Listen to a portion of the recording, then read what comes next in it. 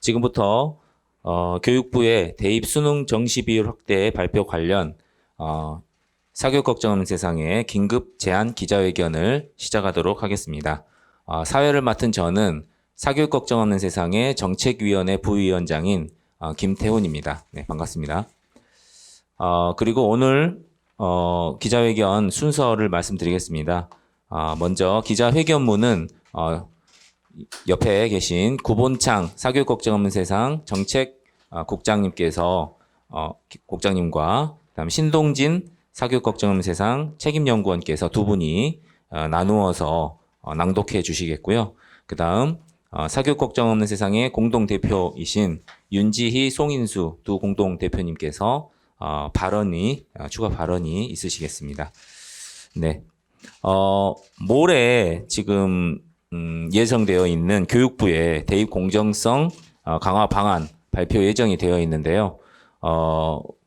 이제 교육부의 발표가 대입 공정성 강화에 대한 폭넓은 방안을 담아야 마땅함에도 불구하고 현재 각종 이제 일부 언론들에서는 정시 비율에만 관심이 집중되어 있는 모습을 지금 보이고 있습니다. 이런 상황에서 저희 사교육 걱정 없는 세상에서는 굉장히 그 상황이 우려스럽다 이런 판단을 내리고 교육부의 대입 공정성 강화 방안에 꼭 들어가야 할 내용을 저희가 이렇게 긴급히 제안 드리게 되었습니다. 그러면은 지금 바로 기자회견문 낭독을 두 분께서 나누어서 해주시겠습니다. 네, 사교육 걱정 없는 세상의 구본창 정책국장입니다. 최근 조국 전 법무부 장관을 비롯해 고위공직자 및 국회의원 자녀의 입시 특혜 및 비리 의혹과 관련해서 교육제도를 통해 부모의 특권이 대물림되는 특권 대물림 교육 문제에 대한 국민의 분노 및 상대적 박탈감이 매우 큰 상황입니다. 이런 흐름 안에서 교육부는 고교서열화 해소 방안을 발표했고 교육제도 내에 부모 찬스가 어디서 어떻게 개입되는지를 조사하기 위한 교육 공정성 지표를 개발하겠다는 방안을 발표했습니다. 또한 11월 중 대입제도 공정성 강화 발표를 앞두고 있는데 언론 보도에 따르면 28일 목요일에 방안을 발표할 것으로 예정되어 있습니다. 이 방안에는 대학 입학 과정에서 공정성을 담보하기 위해 학종 개선 방안, 또 주요 대학 중심의 정시 비중 상향, 지역균형, 기회균형 전형 비율 상향 등의 방안이 담길 것으로 예상되고 있습니다. 그런데 문제는 발표될 방안의 취지나 배경과 무관하게 언론을 비롯한 사회적 관심이 교육부가 정시 비율을 몇 %까지 확대할 것이냐에 지나치게 쏠려 있다는 점입니다. 대부분의 언론에서는 이번 대입제도 공정성 강화 방안에 서울 주요 대학의 정시 확대 비율이 40% 선으로 결정될 것이라고 예측하고 있고, 이에 대한 근거로 30%의 앞자리가 바뀌게 될 것이라는 더불어민주당의 대입 공정성 강화 특위 소속 핵심 관계의 말을 빌리고 있기도 합니다. 언론의 예상대로 교육부가 정시 비율을 몇 %로 확대하라고 못 박는 방식에 대해서 사교육 걱정 없는 세상은 매우 심각한 우려를 하고 있습니다. 우려되는 지점은 교육부가 정시 비율을 몇 %로 확대하라고 공고하게 될 때 실제 정시 비율이 그것을 훨씬 상회해 대입에서 수능의 영향력이 막강하게 될 것이라는 점입니다. 2019학년도에 진행된 대학 입시 결과를 분석해보면 서울 주요 15개 대학의 경우 원래 모집하려고 하는 정시 인원보다 평균 3.2%가 수시에서 정시 모집 인원으로 이월되어서 선발되고 있습니다. 수시 모집에서 이월된 인원이 특히 서울대, 고려대, 연세대의 경우는 모두 6% 이상으로, 또 전년 입시 결과들을 보면 10%를 상회하는 경우들도 나오고 있습니다. 이에 따라 2019학년도에 정시 모집의 최종 비율은 31.7%가 되어 30%가 훨씬 넘는 인원이 실제로 정시로 합격하는 결과가 나타났습니다. 따라서 교육부가 정시 모집 인원을 40% 이상으로 공고하게 된다면 실제 수능 선발 인원은 45% 내지 50%까지 확대될 가능성이 매우 큽니다. 또한 이들 서울 주요 대학은 학생부 종합전형과 학생부 교과전형, 논술전형 등에서 수능 최저 학력 기준을 두고 있기 때문에 수능 시험 결과에 영향을 받는 모집 정원은 훨씬 더 늘어나게 됩니다. 표 2는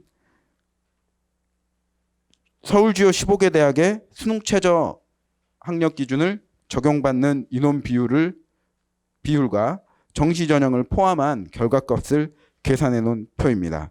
참고하시면 되겠습니다. 그래서 이 결과를 보시면 수시에서 수능의 영향력이 강한 전형과 정시 모집 인원을 합치면 50%가 넘고 여기에 수시 2월 인원을 합치면 실제로 수능의 영향력을 막강하게 받는 전형의 비율은 대입에서 특히 주요 대학의 경우 70%에 육박하는 결과를 낳게 될 것입니다.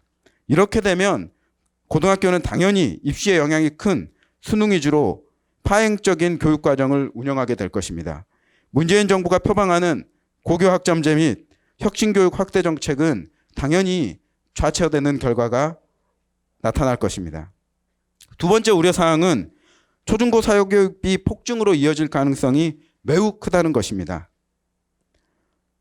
이렇게 정부가 정시 확대 비율을 특정 비율로 못 박는 방향으로 결정하게 될 때 재수생의 비율을 제외하더라도 상당 비율의 학생들이 수능을 중심으로 대학 입시를 준비하게 될 것이고 학교의 수업은 수능 위주의 암기식 수업으로 다시 회귀하게 될 것입니다. 특히 재수생의 비율이 확대폭이 매우 커 수능 사교육의 폭증을 불러올 것입니다. 최근 사교육 업계에서는 이미 정시 확대를 기정사실화하고 빠른 수능 준비를 독려하고 있는 상황입니다. 여기에 대입 정시 비율이 몇 %가 될지를 구체적으로 발표한다면 이번 겨울방학은 수능을 준비하려는 학생들이 대형 학원으로 발길을 옮기게 될 것이며 이는 내년 2, 3월에 발표할 사교육비 조사 통계에서 사교육비 폭증으로 명확하게 드러나게 될 것입니다.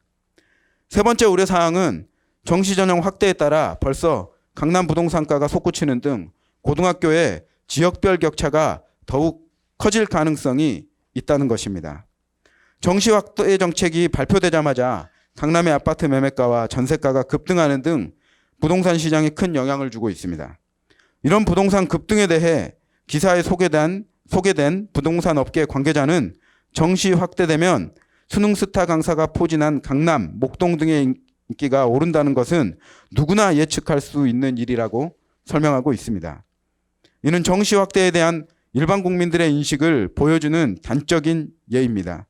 수능에서 좋은 성적을 얻는 것이 사교육에 얼마나 쉽게 접근할 수 있느냐가 그 성적을 좌우한다는 국민들의 인식을 보여주는 것입니다. 이런 상황에서 사교육 걱정없는 세상은 11월 28일 목요일 교육부가 발표할 것으로 예상되는 대입 공정성 강화 방안에 반드시 포함되어야 할 4가지 사항을 제안하고자 합니다. 제안 사항은 신동진 책임연구원님께서 낭독해 주시겠습니다. 네, 첫 번째 제안입니다. 먼저 학생부 종합전형의 공정성을 담보하기 위해 수상경력, 자율동아리, 자기소개서와 같은 비교과 및 서류의 3대 독소 조항을 대입에서 폐지해야 할 것입니다.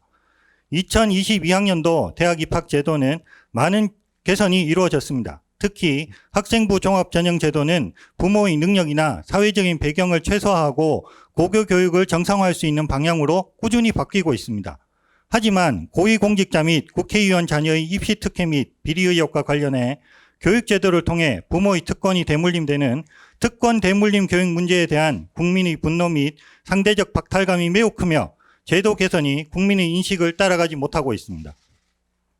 그중 학생부 종합전형의 핵심이라고 할 수 있는 학교생활기록부의 기재사항 중 일부와 자기소개서는 여전히 학생들의 개인적인 성취가 아닌 학생의 배경과 학부모의 능력에 따라 좌우되는 요소로 남아 있습니다. 특히 자기소개서는 사교육 업체의 대필과 첨삭 지도가 반드시 필요한 요소가 되어 그 취지를 상실하고 부모의 능력에 따라 자기소개서의 우열이 가려지는 형편입니다. 따라서 학생부 종합전형의 주요 평정 자료가 되는 자기소개서가 우선 폐지되어야 할 것입니다.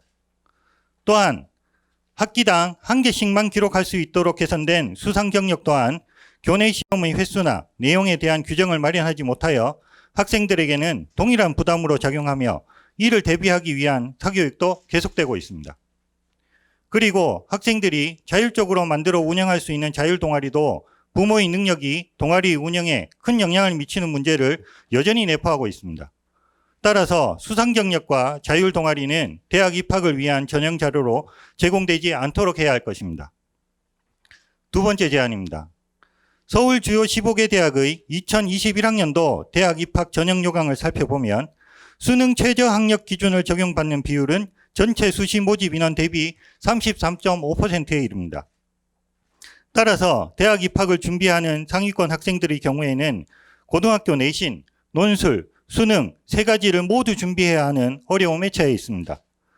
참여정부에서 시작되어 MB정부에 심화되었던 소위 죽음의 트라이앵글 문제가 해결되지 않고 여전히 지속되고 있는 상황인 것입니다. 상황이 이렇다면 수시 전형에서 전형 취지와 무관한 전형 요소인 수능 최저 학력 기준을 폐지해 수험생들을 죽음의 트라이앵글에서 벗어날 수 있도록 해야 할 것입니다. 세 번째 제안입니다. 논술 전형이 사교육 유발 효과가 크다는 것은 널리 알려진 사실입니다. 이에 따라 박근혜 정부부터 논술 전형은 단계적 축소를 추진해 왔습니다. 문재인 정부도 마찬가지로 사교육을 유발하고 학교에서 대비가 불가능한 논술 전형에 대해서는 축소 및 폐지하겠다는 공약을 발표한 바 있습니다. 이러한 정부의 정책 기조에도 불구하고 논술 전형의 모집 인원 규모는 크게 줄어들지 않았습니다. 서울 주요 15개 대학의 경우 여전히 수시 정원의 17%를 차지하고 있고 고려대와 서울대를 제외한 대부분의 대학에서 논술 고사를 치고 있어 학생들이 무시할 수 없는 수준에 있습니다. 또한 논술 시험이 수능 시험이나 일반 고교의 내신 시험에 비해 어렵게 출제됨에 따라 특목고 학생들에게 유리한 측면이 있으며 일반 학생들은 사교육 업체의 도움을 받지 않고는 대비가 어려운 상황입니다. 따라서 대입 공정성을 담보하려면 가장 최우선으로 해결해야 할 전형의 요소가 논술 전형입니다. 보통의 교육을 받고도 논술 전형을 대비할 수 있는 여건이 조성되지 않는 상황에서 학생들이 개별적인 노력을 통해서만 대비할 수 있는 전형이라면 이는 공정성을 해치는 핵심 요소가 될 것입니다. 다음은 네 번째 제안입니다. 국회 교육위원회 여영국 의원이 교육부로 받아 발표한 자료에 의하면 서울 주요 15개 대학의 경우 고른 기회 전형 비율이 전국 평균보다 낮으며 이 격차는 해가 지날수록 점차 커져 상황을 더욱 악화시키고 있습니다. 현재 부모의 경제적, 지역적 배경에 따라 고등교육의 기회, 그중 서열이 높은 것으로 인식되는 대학에 갈 기회 자체가 기울어진 운동장이 되어 있는 상황입니다. 이러한 결과의 불공정 문제를 해결하기 위해서는 지역균형 및 기회균형 선발의 비율을 현행보다 확대하는 정책도 필요할 것입니다. 다음으로 이 네 가지 제안을 수용하였을 경우 기대할 수 있는 효과를 설명하겠습니다. 문재인 정부는 학교 대비가 어려워 사교육 참여 및 부담이 큰 논술 전형에 대해 축소 및 폐지를 공약 및 국정과제로 제시했습니다. 이에 따라 서울 15개 대학 중심으로 평균 17%를 유지하고 있는 논술 전형 비율이 점차 축소 및 폐지 기조로 가게 되면 다른 전형의 비율이 상승하게 될 것입니다. 이 비율이 정시나 학생부 교과 전형으로 이동되는 것을 대학의 자율에 맡기는 방향 속에서 자연스럽게 비율이 조정될 것입니다. 축소된 논술 전형 비율만큼 정시 비율을 늘리는 대학의 선택을 유도하는 것을 넘어 수시에서 수능 최저 학력 기준을 반영하지 않는다면 학생들이 내신과 수능, 논술을 동시에 준비하는 부담이 완화될 것입니다. 또한 정시가 현행보다 일정한 정도 늘어나면서도 수시에서 수능 최저 학력 기준을 반영하지 않아 학교 교육과정 운영이 수능 위주로 파행되는 것을 막을 수 있습니다. 아울러 정시 비율을 특정 비율로 못 박지 않으므로 대학 입시와 관련해 대학의 자율성을 침해하는 것을 최소화할 수 있으며 학생부 위주 전형의 공정성을 담보함과 동시에 지역균형 및 기회균형 전형의 확대를 통해 대입 결과가 특정 지역 및 계층으로 쏠리는 불평등 문제를 상당히 완화시킬 수 있습니다. 이런 상황을 고려한다면 전체적으로 학생부 교과 전형의 확대, 논술 전형 폐지, 수시 모집에서 수능 최저학력 기준 폐지가 우선 고려되어야 합니다. 이에 따라 기존 논술 전형에 할당된 정원이 학생부 교과 전형과 수능 위주 전형에 배정되도록 유도되어야 할 것입니다. 이처럼 정시 비율과 관련해서 대입 전형 관련 몇 가지 개선책을 마련하고 시행하여 대입 수능 정시 확대가 자연스럽게 조정될 수 있도록 해야 하며 이를 인위적으로 개입 조정하는 것은 심각한 문제를 만들어낼 것임을 엄중히 경고하는 바입니다. 우리가 제안하는 위 내용들은 대입시와 관련된 민심을 일정한 정도 반영하고 동시에 사교육 및 강남 부동산 폭등 등을 막으며 학교 교육 파행을 막을 거의 유일한 길입니다. 따라서 교육부가 11월 28일에 발표하는 대책에 이상의 내용이 반드시 포함되어야 할 것입니다. 만일 그 반영 정도가 미흡할 경우 정부는 우리가 경고한 수많은 부작용에 대한 책임을 져야 할 것이나 책임질 길 또한 막혀 있음이 엄중한 현실입니다. 부디 파국으로 가는 선택은 삼가 주시길 정중하고 엄중하게 요구합니다. 2019년 11월 26일 사교육 걱정 세상에서 말씀드렸습니다. 네, 다음은 홍동 대표님께서 발언해 주시겠습니다. 예, 뭐 지금 수능 정시 확대 문제와 관련해서 우리 국민들 중에서 적지 않은 국민들이 원하고 있는 것이 사실입니다. 여론조사를 확인해 봐도. 그런데 국민들이 이렇게 정시 확대를 요구하는 것은 기본적으로 교육 속에서 불평등이 너무 심각하고 우리 아이가 이 구조 속에서 따라가지를 못하니까 시험이라도 공정했으면 좋겠다. 그 요구 아니겠습니까? 그렇다면 국민들의 그 바람, 그 깊은 바람, 그러니까 교육 속에서 불평등한 그 구조, 교육의 대물림 구조, 이것을 좀 청산해 달라고 하는 그 요구가 이렇게 수능 정시 확대에 담겨져 있다고 그렇게 생각을 합니다. 왜 그러냐면 정말 막상 국민들은 정부가 또 지금 정부가 정시를 확대해서 50%, 40%, 실질적으로는 70% 정도까지 이렇게 확대될 때 정말 그것을 환영할 것이냐, 다른 문제입니다. 왜냐하면 이렇게 수능 정시가 확대되면 어떤 문제가 있겠습니까? 학교 교육은 존재할 필요가 없는 겁니다. 학원이 학교를 대신하면 그만인 겁니다. 아마 지금도 일부 그렇지만 아마 그 고등학교 중퇴생들 속출할 겁니다. 학원에 가서 공부하면 훨씬 더 경쟁력이 있는데 뭘 학교 공부를 하면서 수능 대비를 합니까? 학교 교육은 그날로 사실은 조정을 치른 거죠. 두 번째로 국민들은 아마 내년에 후년에 이 수능 대비 사교육비가 폭증할 때 그래 정시 확대는 내가 원했는데 사교육비 이렇게 폭증되는 것을 내가 원한 건 아니야. 이렇게 정부 측에 또 요구할 겁니다. 나 사교육 때문에 너무 힘들어. 정시 확대를 내가 주장을 했지만 사교육비 이렇게 늘 줄은 몰랐어. 이렇게 국민들이 또 이렇게 아우성을 치면 그때 정부는 어떻게 하겠습니까? 지금 정부가 사실은 벌써 한 2년, 3년 됐죠. 사교육비는 역대 사교육비 조사 이래로 가장 높은 수준으로 폭등하고 있습니다. 작년, 재작년 사교육비 계속 늘어서 아마 내년에는 이 수능 대비 사교육비는 지금보다 훨씬 더 높은 수준으로 올라갈 것입니다. 이것에 대해서 뒷감당을 어떻게 하겠습니까? 그리고 세 번째로 집값이 이렇게 뛰는 것, 아까 위에서 그 강남 집값 뛰는 것 이야기 다 했습니다. 강남 집값만 뛰면 되는 겁니까? 같이 옆에 있는 들썩들썩해서 서민들의 허리춤은 더욱더 힘들어지는 것입니다.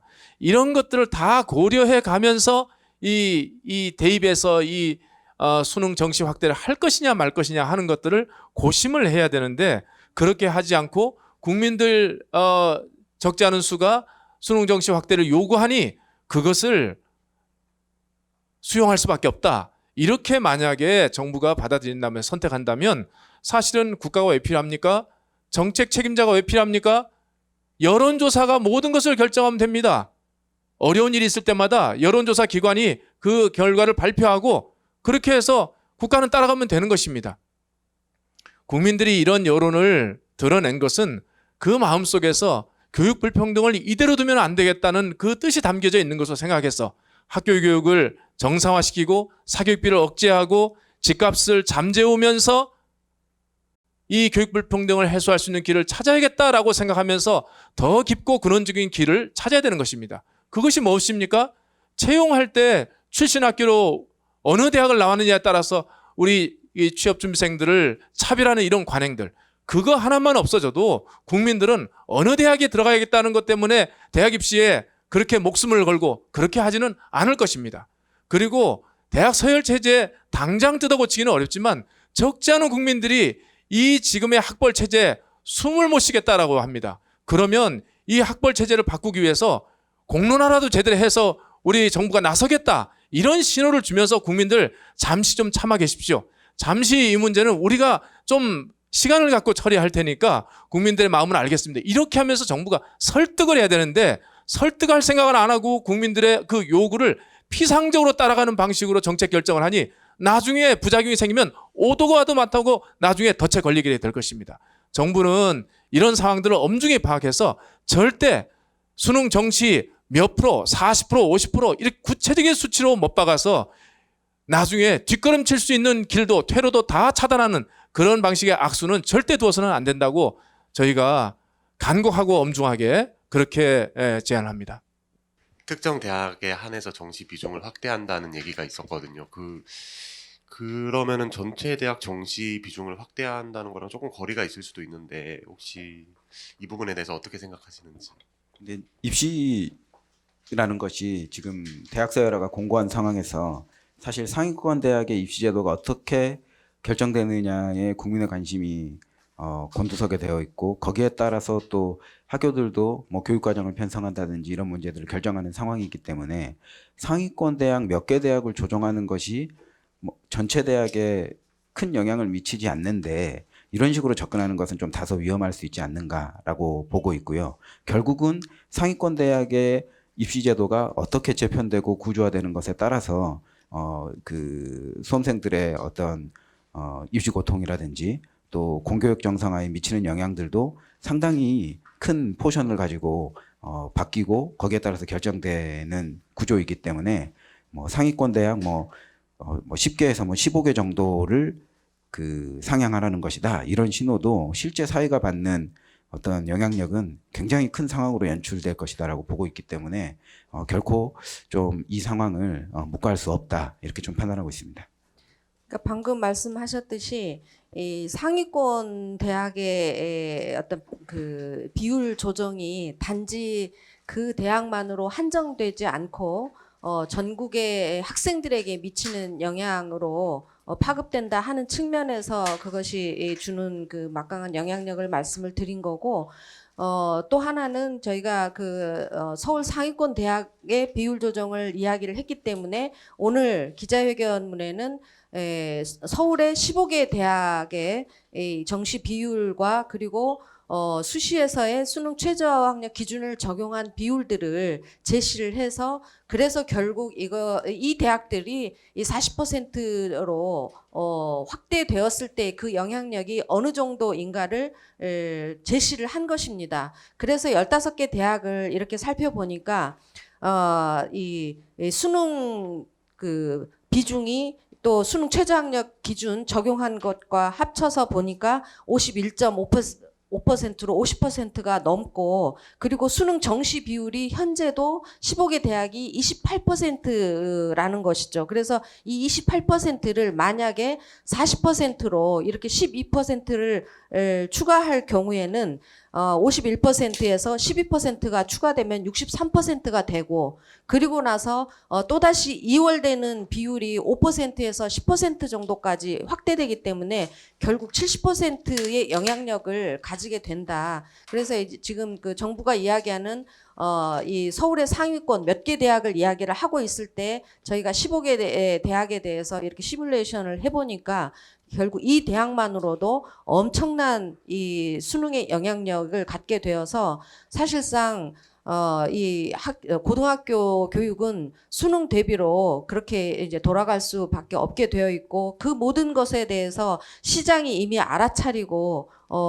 그렇게 이제 강남과 그리고 목동 이런 쪽으로 지금 학생들이 뭐 전학 가고 이주하는 이런 것 때문에 뭐 전셋값과 매매값이 급등한다라고 하는 것이 사실 시장이 너무나 정확하게 이 교육 정책의 영향을 파악하고 있다는 것을 보여주고 있다고 생각합니다.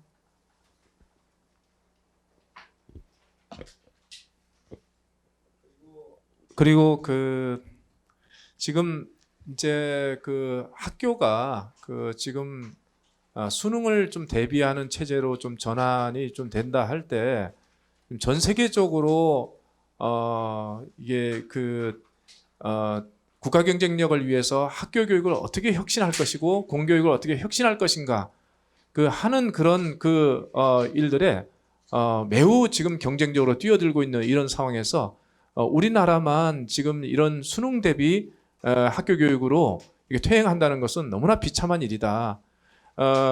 여러분도 아시다시피 국가교육회의가 있습니다. 그 회의에서 얼마 전에 미래교육의 차원에서 학교 교육을 쇄신하기 위해서 국제 컨퍼런스를 좀 개최했고 거기에 OECD의 관련 국장을 초대해서 이와 관련해서 이 전 세계뿐만 아니고 한국 교육도 이제는 그렇게 미래교육 틀에 입각해서 학교 교육을 혁신해야 된다. 이것을 알리는 그런 컨퍼런스를 개최한 적이 있습니다. 그런데 그 컨퍼런스 바로 전날에 문재인 대통령께서 수능 정시 확대를 발표하면서 사실은 그 당일날 그 행사 측에서는 초토화됐습니다.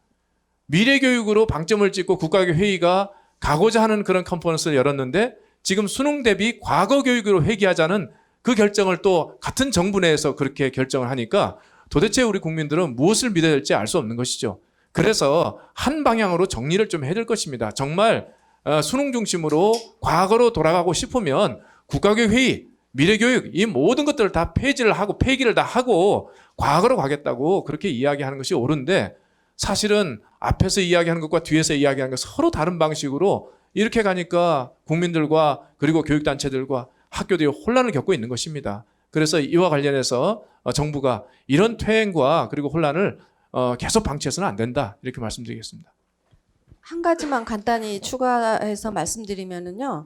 박근혜 정부에서 고교교육 기여대학 선정 사업이라고 지금 현재 매년 600억 가량의 그 기획예산처로부터 별도의 재정 지원을 받아서 학교 교육 중심 입학 전형을 실시하는 대학들 60개 대학을 선정을 해서 그 차등 지원하는 이 사업이 대학 지원 사업이 있습니다. 이때 그 방향성은 그러니까 고교 교육을 파행으로 이끄는 이 논술 전형과 특기자 전형을 최소화하고 그리고 학종과 또 학교 교과 전형을 확대하는 그런 전형들을 실시하는 대학들의 예산을 지원하는 정책인데 이게 이제 작년에 이 문재인 정부 들어서서 2021 대입 제도를 결정을 하면서 수능 30%까지 확대되는 대학들의 고교교육 지원 사업을 이 선정 사업을 통해서 30% 확대를 유도하겠다 이제 이렇게 정책이 바뀌었습니다. 그래서 사실 그때부터도 사실 이 고교교육 지원 사업이라고 하는 것은 학교 교육 중심 대학 입학 전형을 실시하는 대학들에 지원하는 사업인데 오히려 학교 교육을 파행으로 이끄는 대학들에 지원한다라고 해서 사실 모순이 발생하는 일이 생겼는데 이걸 더더욱이나 40%